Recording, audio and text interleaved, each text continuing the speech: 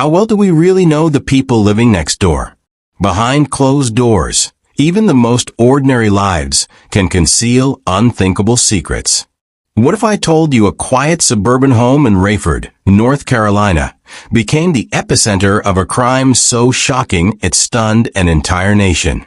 This is the story of betrayal, unspeakable acts, and the relentless pursuit of justice.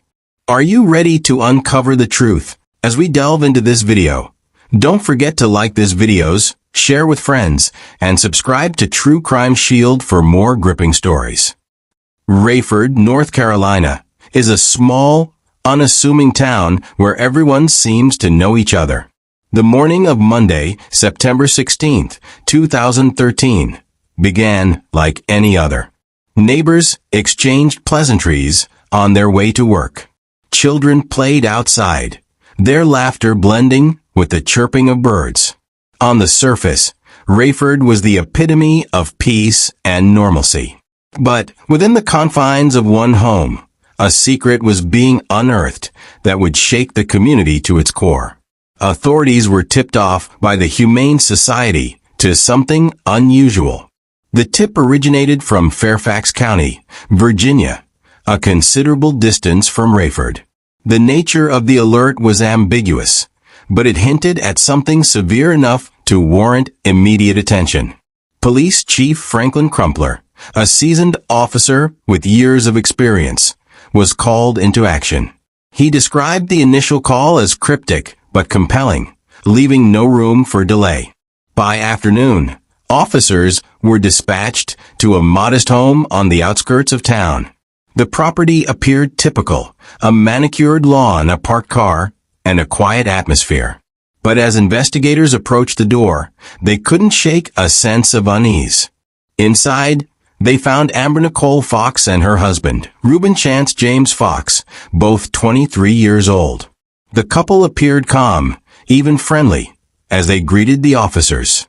But the visit was far from casual. The authorities' mission?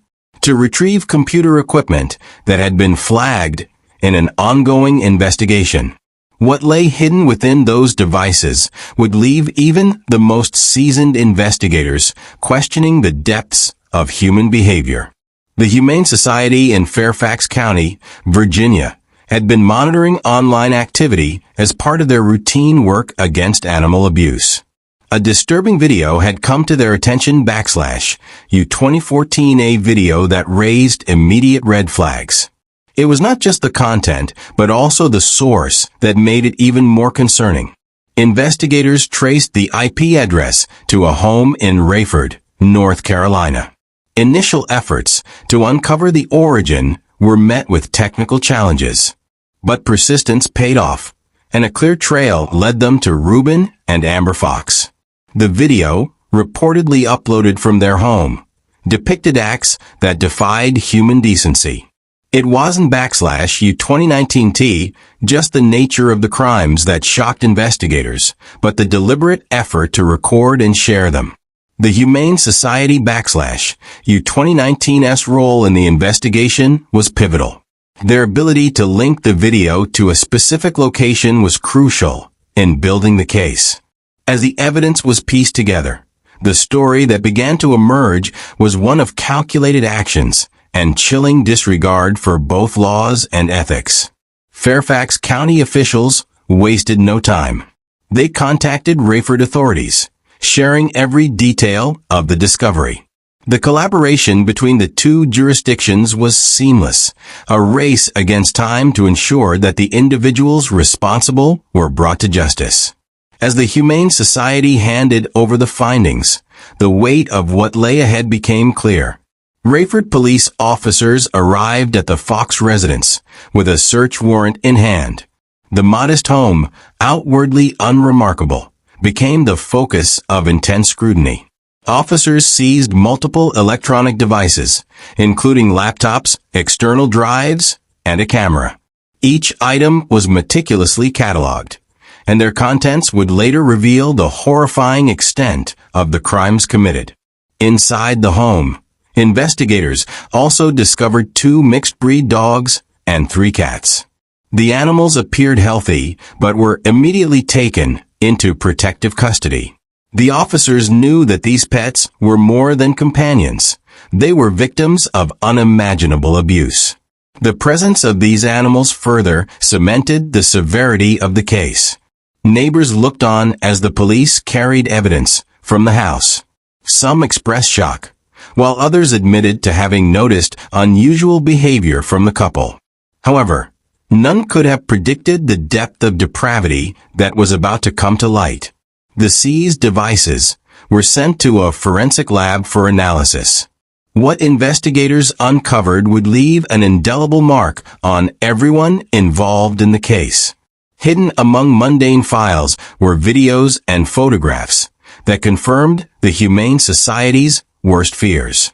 The footage was explicit, undeniable, and deeply disturbing. The evidence painted a picture of calculated actions. The couple had not only engaged in these acts, but had also shared the recordings online, actively participating in a network of exploitation. The digital trail they left behind was damning, providing the prosecution with irrefutable proof of their crimes. On the morning of September 16, 2013, officers returned to the Fox residence with arrest warrants. Amber and Reuben Fox were taken into custody without incident. Their demeanor during the arrest was unsettling. Amber appeared indifferent, while Reuben remained stoic. The couple's lack of remorse was chilling to the officers present. Both suspects were transported to the Hope County Detention Center, where they were formally charged. Amber faced additional charges for soliciting a crime against nature, reflecting her active role in orchestrating the abuse. Bail was set at $15,000 for each of them, a sum that drew outrage from the community for its perceived leniency.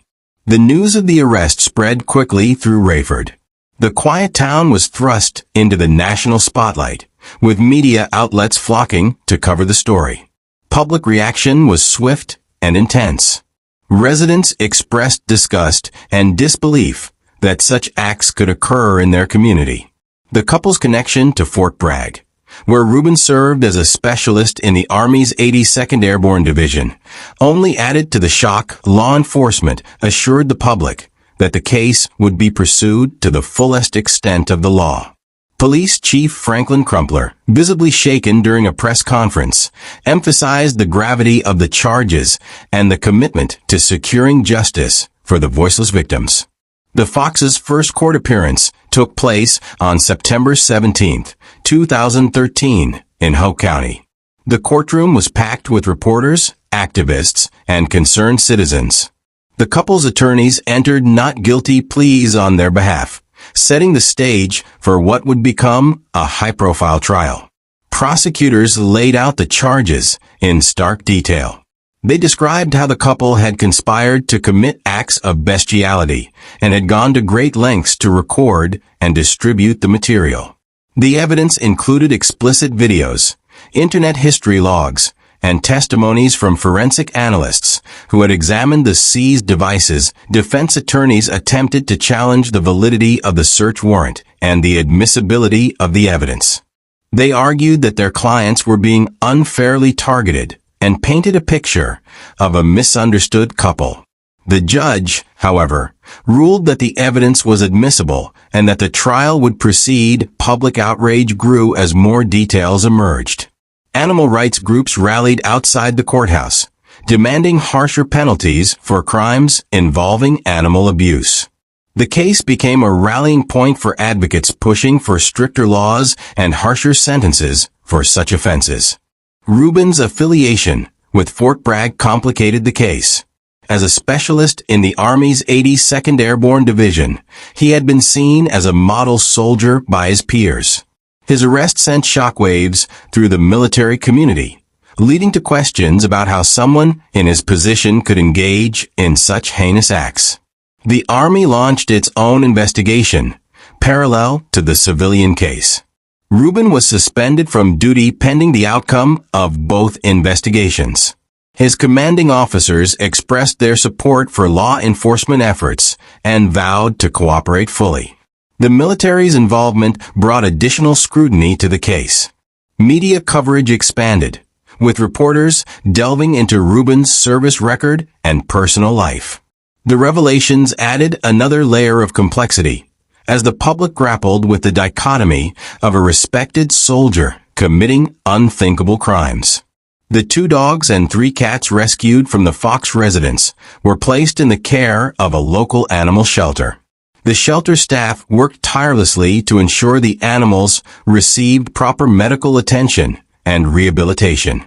Each animal underwent thorough examinations to assess their physical and emotional well-being.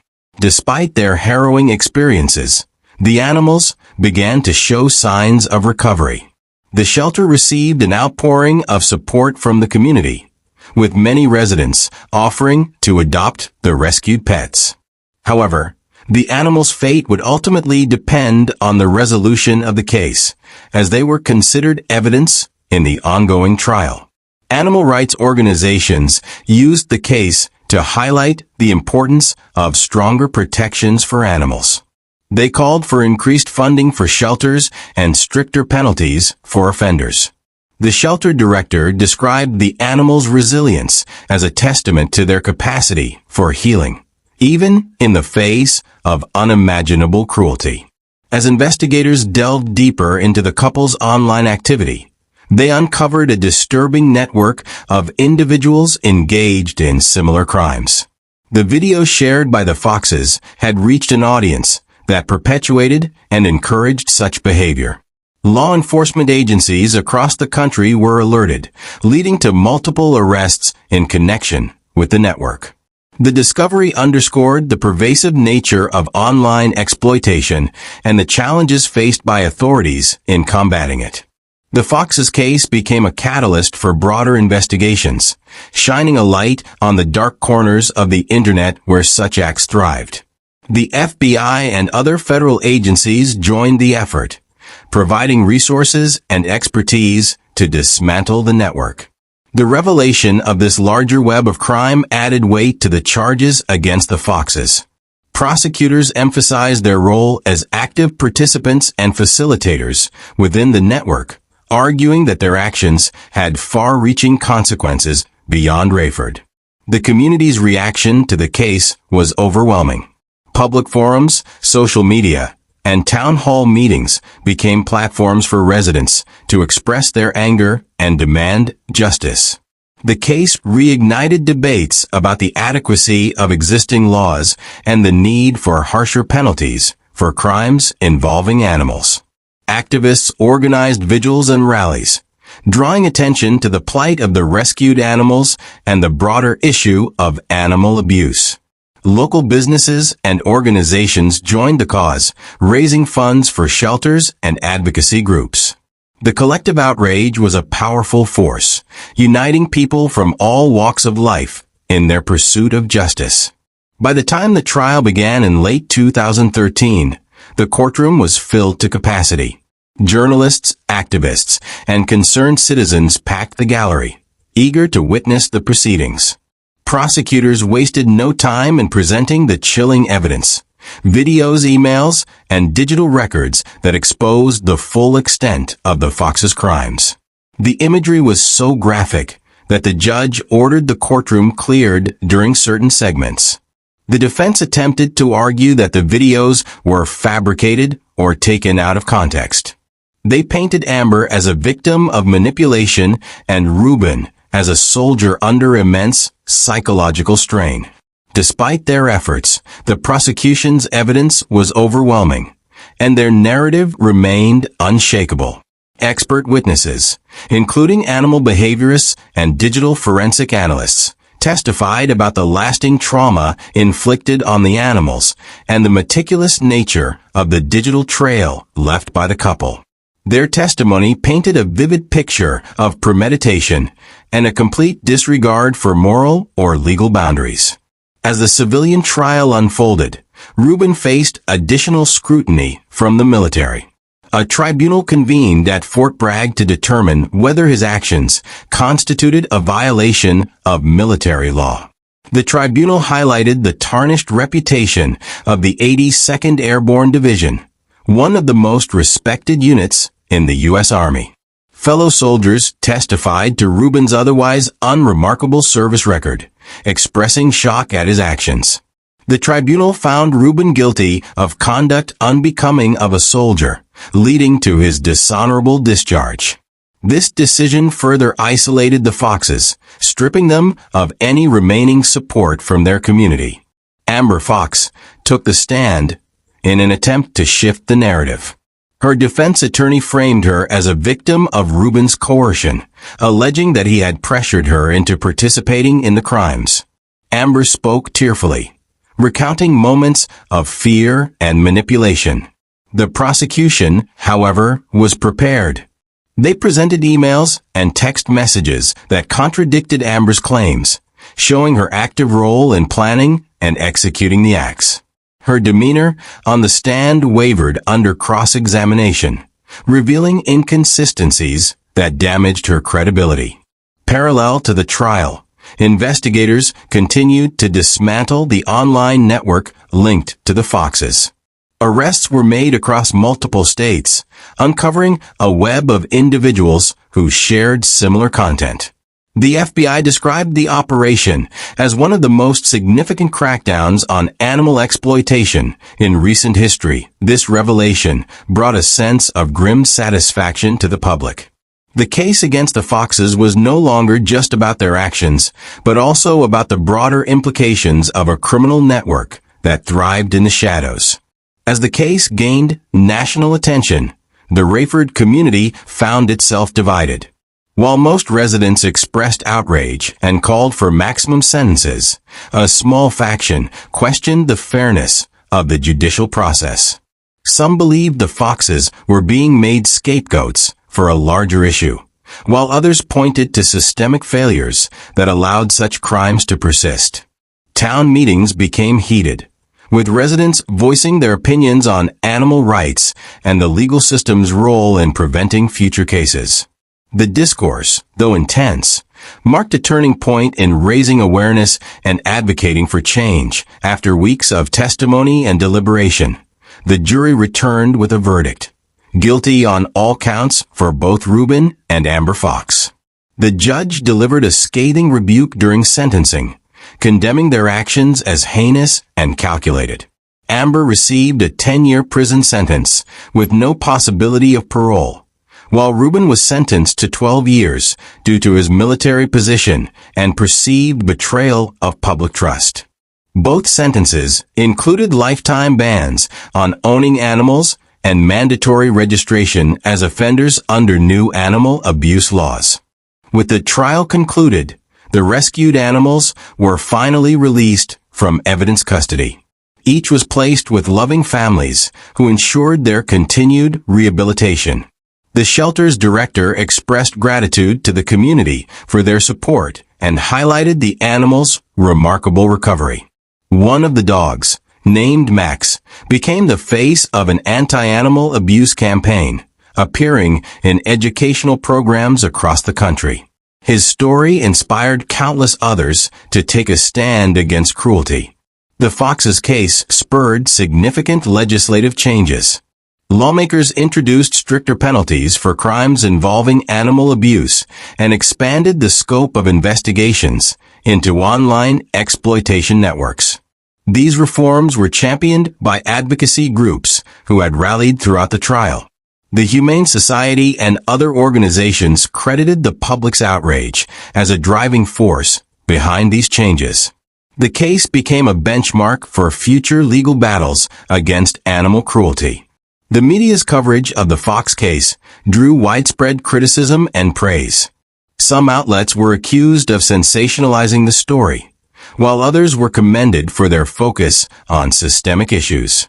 Documentaries and investigative reports delved into the broader implications, sparking national conversations about morality, legality, and justice. The public's engagement with these narratives underscored the power of media to influence change. The case remained a topic of discussion long after the trial's conclusion. The Foxes' families faced their own struggles in the aftermath. Both sets of parents expressed disbelief and heartbreak, distancing themselves from their children's actions. The once close-knit families became estranged, grappling with the stigma and shame brought on by the trial. For Reuben's military peers and Amber's childhood friends, the betrayal felt personal. Many struggled to reconcile their memories of the couple with the evidence presented in court, a testament to the complexity of human behavior. Rayford slowly began to heal from the trauma of the case. The community's resilience was evident in the initiatives that emerged: animal welfare programs, educational workshops, and support groups for abuse survivors. The Foxes' story became a cautionary tale, a reminder of the importance of vigilance and advocacy. While the scars of their actions lingered, the town's efforts to rebuild and create a safer environment stood as a beacon of hope for others facing similar challenges. If stories like this captivate you, make sure to hit the subscribe button and join our community. What do you think motivates people to commit such unimaginable acts? Share your thoughts in the comments below. We'd love to hear your perspective.